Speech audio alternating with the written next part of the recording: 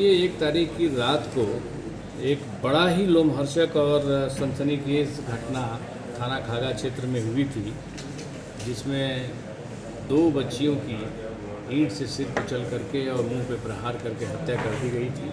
ये पुलिस के लिए बहुत ही बड़ा चैलेंज था और ये दोनों बच्ची आपस में रिश्तेदार थी। एक तिलक समारोह में एक जगह थी जहाँ से अभियुक्त द्वारा इनको ले जाया गया था। हालांकि वो अपनी प्रेमिका को ही ले जाना चाह रहा था, केवल प्रेमिका से कुछ अनबन चल रही थी, कुछ बातें थी आपस में सॉल्व करने की।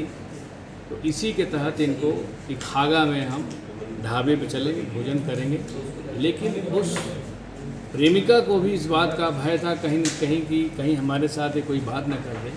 तो अपनी रिश्तेदार की 16 वर्षीय लड़की को भी साथ लेके गई।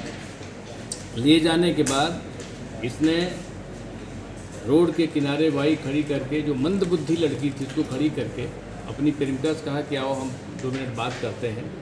और अंदर जा करके थोड़ा सा अंदर सड़क से हट करके इनमें आपस में एक दूसरे पर विश्वासघात का आरोप लगाया गया और उसमें इनमें गाली गलौज झगड़ा हुआ, जिसके तहत इसने आवेश में आकर के अपनी प्रेमिका पे प्रहार कर दिया ईंट से। और जब वो चिल्लाई तो मंदबुद्धि बच्ची जो थी, कम बुद्धि की थी, ये अपनी मौसी की तरफ से, मौसी कहती थी, मौसी मौसी कहकर उसकी तरफ दौड़ गई। जब ये उधर दौड़ के गई तो उसी प्रक्रिया के तहत, जैसे पहले इसने हत्या किया था, ईंट से ही प्रहार करके इसकी भी हत्या कर दी। और इसके बाद फिर ये अपने कौशाम्बी चला गया, अपने गांव चला गया। उसकी बाइक बरामद कर ली गई है। प्रेम प्रसंग का मामला है। 1.5 साल से आपस में इन लोगों का प्रेम प्रसंग था। खूब बातचीत होती है, जो CDR से स्वतः सिद्ध है। लड़की का कहना था कि ये हमारे साथ विश्वासघात कर रहा है, कहीं और बात करता है। उसका कहना था कि ये लखनऊ के किसी लड़के से बात करती है।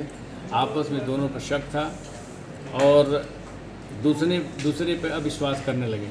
इधर अभियुक्त का कहना था, दिवांशु का, कि लड़की हम पे दबाव भी बना रही थी कि शादी करो।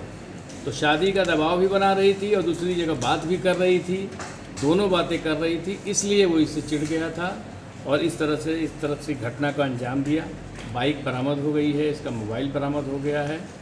और प्रथम दृष्टया जो पोस्टमार्टम रिपोर्ट आई है उससे कहीं भी दुष्कर्म की पुष्टि नहीं होती है। फिर भी विधि अनुसार